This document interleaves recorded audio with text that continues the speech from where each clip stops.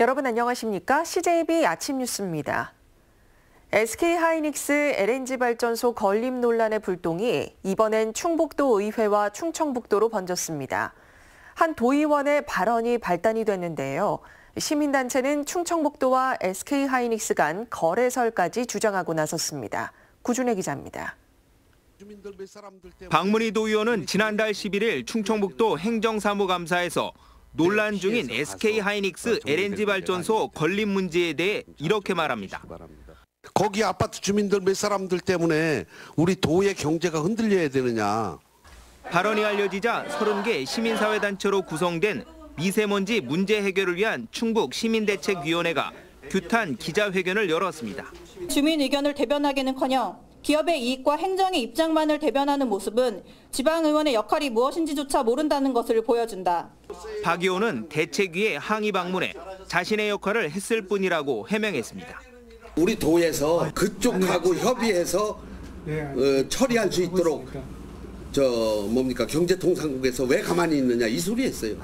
대책위는 또 충청북도가 LNG 발전소 건립을 놓고 하이닉스와 모종의 거래를 했다며 지사의 입장 표명을 촉구했습니다.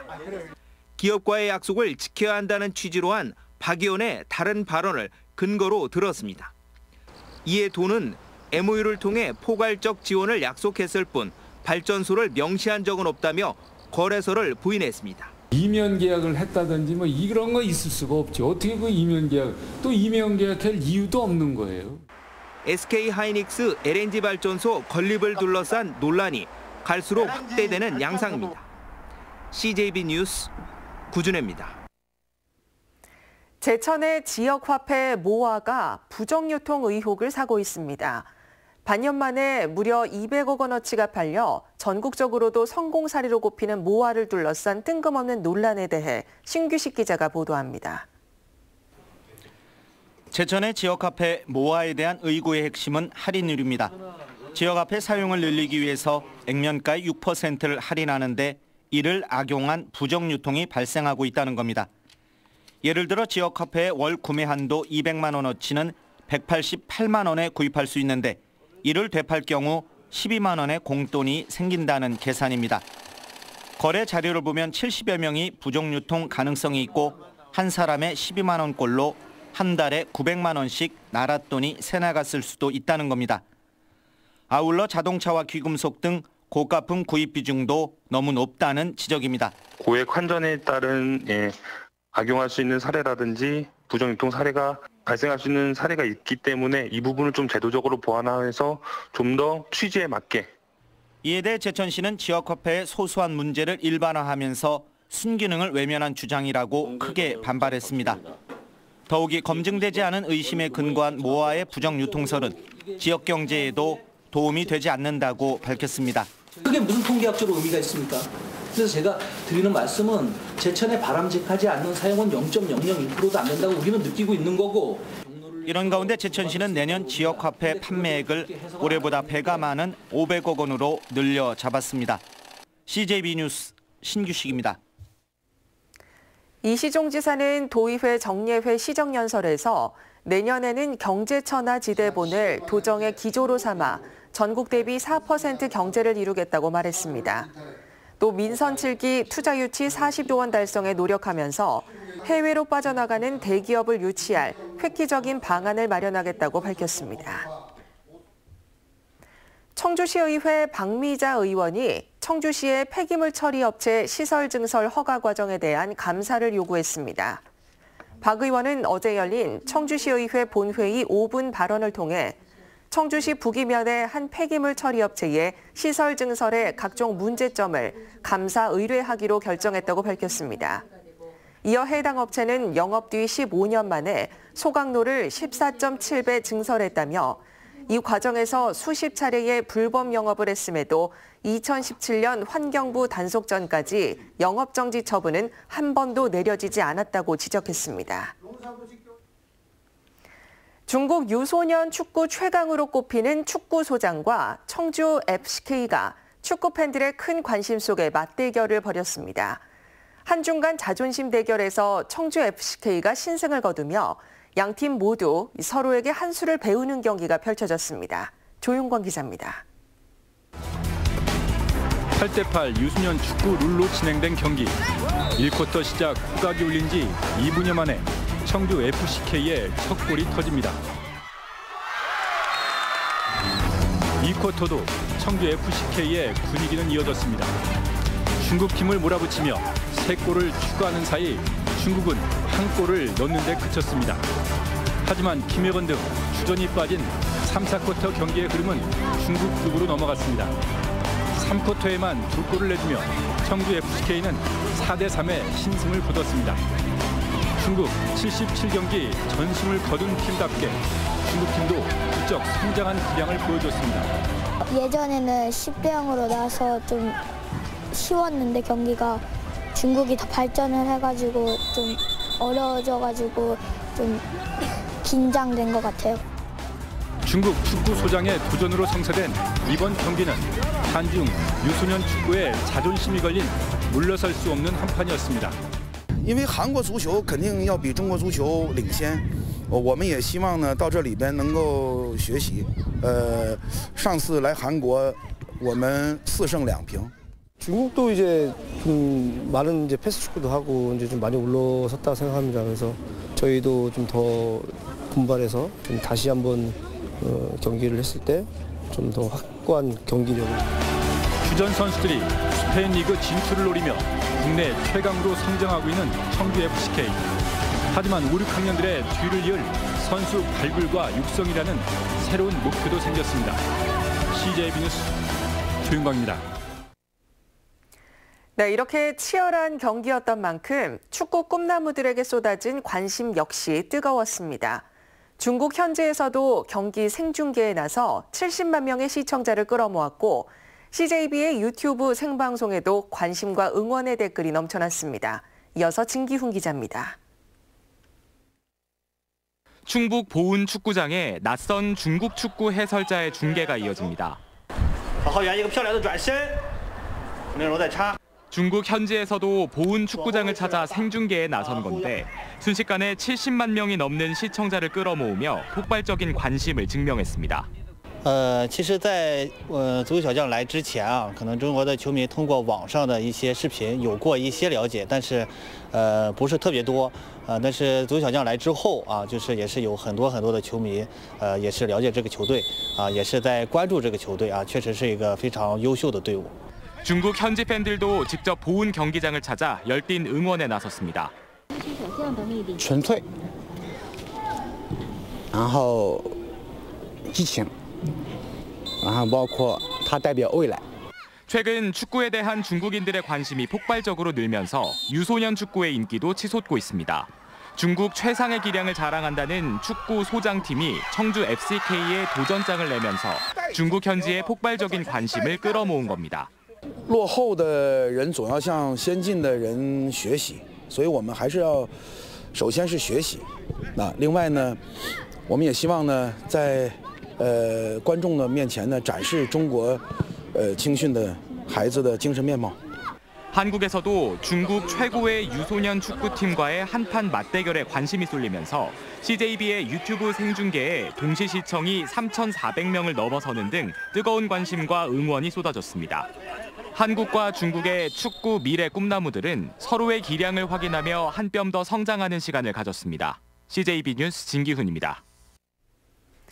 이렇게 밝아 보이는 유소년 축구의 미래와는 달리 청주 연고 프로축구단의 탄생은 이번에도 무산됐습니다. 프로축구연맹은 자치단체의 안정적인 예산 지원이 먼저라는 판단입니다. 이태형 기자입니다. 프로축구단 창단을 위한 청주FC의 세 번째 도전도 결국 무산됐습니다.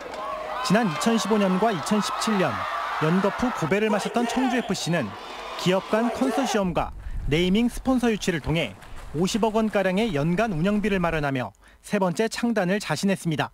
하지만 프로축구연맹의 시각은 달랐습니다. 프로축구연맹은 오랜 기간 프로리그의 잔류를 위해선 자치단체의 재정 지원이 반드시 필요하다고 판단했습니다. 또 리그 개막을 석 달여 앞두고 선수와 코칭 스태프, 사무국을 구성할 시간적 여유도 부족하다고 지적했습니다.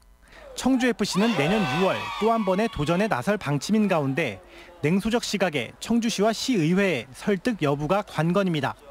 더구나 내년 시즌에는 기존 K3와 내셔널리그가 통합되면서 외부적인 여건도 불확실합니다. 더 좋은 기업들을 많이 유치하고요. 또 도나 시에서 마케팅 홍보 전략을 통해서 같이 협력을 해주시면 쉽게 프로팀 창단은 될 걸로. 청주FC의 세 번째 도전이 무산되면서 충북은 여전히 전국에서 프로축구단이 없는 유일한 광역자치단체로 남아 있습니다. CJB 뉴스 이태현입니다. 네, 다음 뉴스입니다.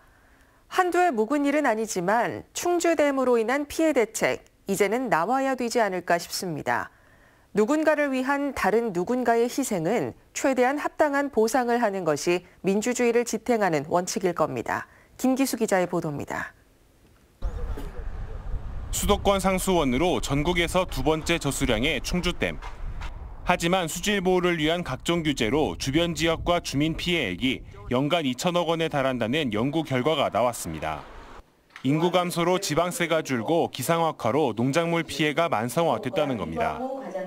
댐 건설되고 나서 규제라든지 아니면 그 안개 일수 증가라든지 이런 것들로 인해서 기상 변화, 그다음에 교통 불편, 기타 피해 등으로 피해를 산정할 수가 있는데 심지어 댐 주변 주민 1인당 지원 사업비는 전국 평균은 6만 5천 원인데 충주댐의 경우 4만 원에 그치고 있습니다. 피해는 크고 보상은 적은 셈입니다. 충주시의 피해에 대한 배려는 없고 환경부의 정한 법만을 적용하여 일방적인 희생을 강요받으며 충주댐으로 인한 피해 보상은 권위주의 시대에서 한 걸음도 나아가지 못하고 있다는 얘기입니다. 이에 대해 수자원공사는 환경과 수질 보존을 전제로 상생 방안을 찾아보겠다고 밝혔습니다. 생태 관광이라고 하는 부분들을 같이 고민해 볼 수 있을 것이라고 생각합니다. 환경을 보존하고 또 지역을 개발하는 것은 일견상충하는 것으로 보이긴 하지만 실제로 지속 가능한 환경은 지역 주민과 함께라면. 이런 가운데 오는 19일로 예정된 피해보상 실무추진단 회의에서 서로의 거리를 얼마나 좁힐 수 있을지 관심이 모아지고 있습니다. CJB 뉴스 김규수입니다.